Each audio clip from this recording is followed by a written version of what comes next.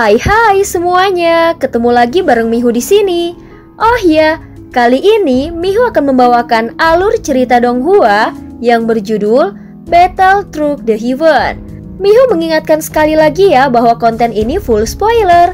Tanpa lama-lama lagi, yuk langsung aja kita masuk ke isi ceritanya.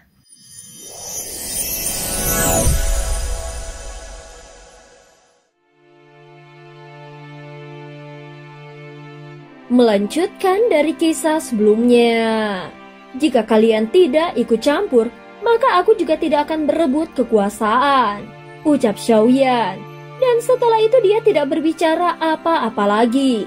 Kemudian tubuhnya berubah menjadi cahaya merah dan melesat ke depan.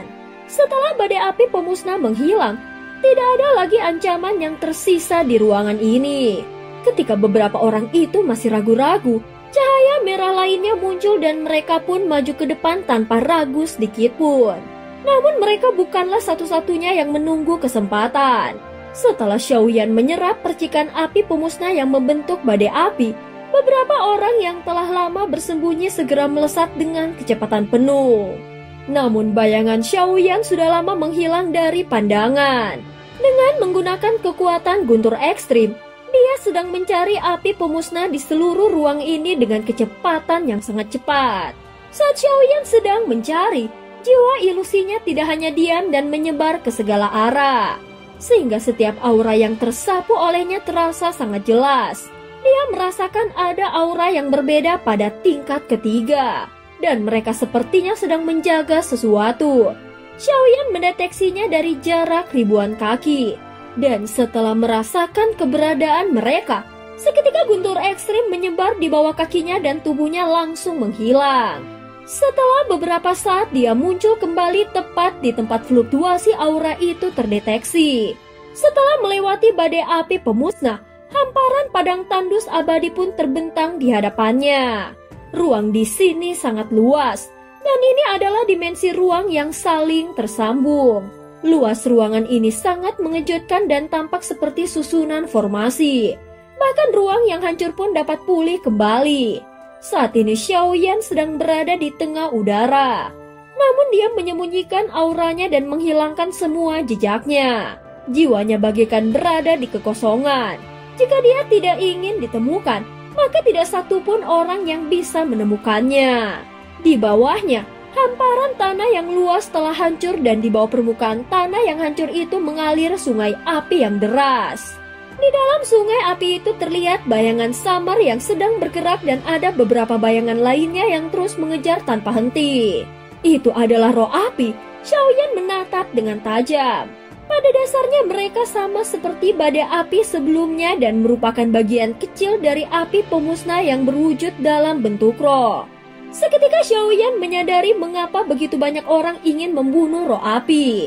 Faktanya, mereka telah menemukan keberadaan benih api di tubuhnya. Meskipun mereka mengetahuinya, namun tidak ada satupun dari mereka yang memiliki kemampuan absolut untuk merebut benih api ini dengan paksa. Seperti yang telah dilakukan Xiaoyan. Tatapan Xiaoyan menyapu beberapa orang itu. Tanpa terkecuali, mereka bukan berasal dari dunia sensi dan semuanya berasal dari dunia luar. Seolah-olah di dunia sensi tidak ada kultivator sekuat mereka, sehingga mereka bisa dengan bebas memasuki dunia sensi. Bahkan sejak Xiaoyan masuk ke sini, dia belum pernah merasakan kehadiran satupun sosok yang berasal dari dunia sensi. Tentu saja hal ini membuat Xiaoyan merasa aneh. Apakah memang tidak ada kultivator kuat sensi di wilayah ini? Atau mungkinkah tempat misterius ini sebenarnya adalah perangkap yang sengaja dibuat untuk menarik para kultivator dari luar sensi? Jika benar begitu, maka rencana ini memang memiliki kemiripan dengan siasat ratu. Saat Xiaoyan sedang berpikir sambil mencari peluang untuk memperoleh kekuatan, dia mendapati bahwa 5 orang itu sebenarnya berasal dari dunia yang berbeda. Namun hanya 2 orang di antara mereka yang menjadi pemimpin. Ketika Xiaoyan memperhatikan mereka, dia langsung merasa bahwa 2 orang dari mereka sangat mencolok. Kupikir kalian sudah lenyap dari dunia ini. Salah satu dari mereka segera membuka mulut. Orang yang berbicara itu memiliki penampilan yang aneh. Meski bentuknya seperti manusia, namun kulitnya berwarna merah gelap dan tampak seperti dilapisi sisik tebal. Saat Xiaoyan melihat kulit seperti itu, dia seakan teringat pada masa lalu di benua Daoqi ketika dia pernah berjuang untuk merebut Heart of Flame. Waktu itu dia juga menggunakan sisik darah seperti ini untuk menahan suhu panas yang membakar. Namun sisik pada orang ini jauh lebih kuat. Apakah ini ras khusus? Xiaoyan berpikir di dalam hatinya. Dia belum pernah mendengar rumor atau percakapan yang menyebut nama ras ini sebelumnya. Rambut sosok pria itu kering dan kasar, terkadang bergerak sendiri seolah tertiup oleh angin, dan bahkan muncul kilatan api kecil yang menyala samar di sela-selanya.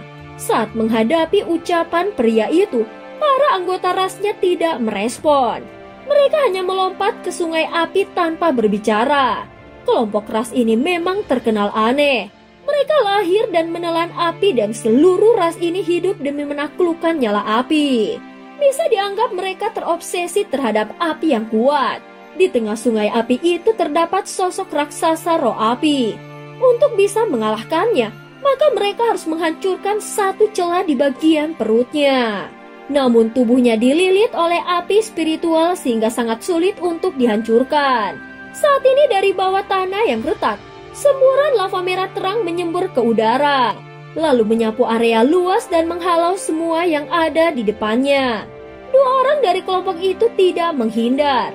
Mereka justru langsung menerjang menghadapi serangan raksasa roh api.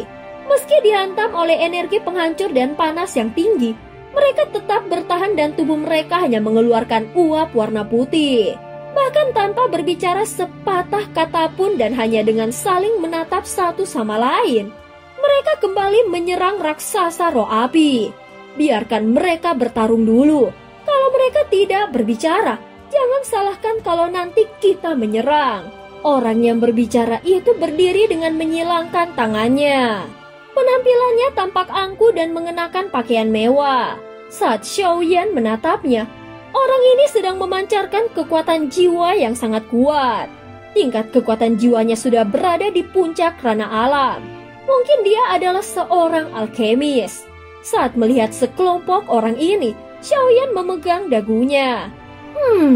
Dia pasti tidak akan menyangka ketika dia menikmati kekuatan api ini, aku yang akan menjadi lawannya yang sebenarnya sedang berdiri tepat di belakangnya.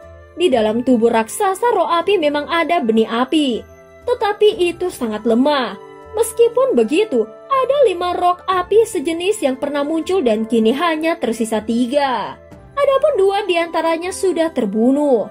Saat ini Xiaoyan tidak mau membuang waktunya lagi. Dia juga tahu bahwa makhluk-makhluk ini tidak pantas dijadikan lawan. Tubuhnya segera muncul dan mengejutkan sosok-sosok yang berpakaian mewah itu. Hei, siapa kau sebenarnya? Dari dunia mana kau berasal? Saat pria itu berteriak, Xiaoyan melangkah maju. Tubuhnya juga langsung menghilang dan dalam sekejap sudah berada tepat di samping pria itu. Pria tersebut dan 2 orang di sebelahnya langsung terkejut dan mengambil sikap untuk bertahan. Siapa kau? Kami berasal dari dunia Dewa 9 Surga. Jangan bertindak sembarangan. Begitu menyadari bahwa Xiaoyan tidak menyerang, mereka segera tampak tenang dan mulai berbicara dengan sikap hati-hati. Dunia Dewa 9 Surga? Menarik, kata Xiaoyan sambil tersenyum. Kalau begitu, kalian pasti kenal dengan seseorang yang bernama Huaqian kan? Dia adalah temanku. Begitu kalimat itu selesai, Xiaoyan langsung menghilang lagi sebelum pria itu sempat meresponnya. Huaqian dari dunia Dewa Surga? Kenapa nama itu terdengar sangat familiar? Pria itu merenung hingga terpaku di tempatnya.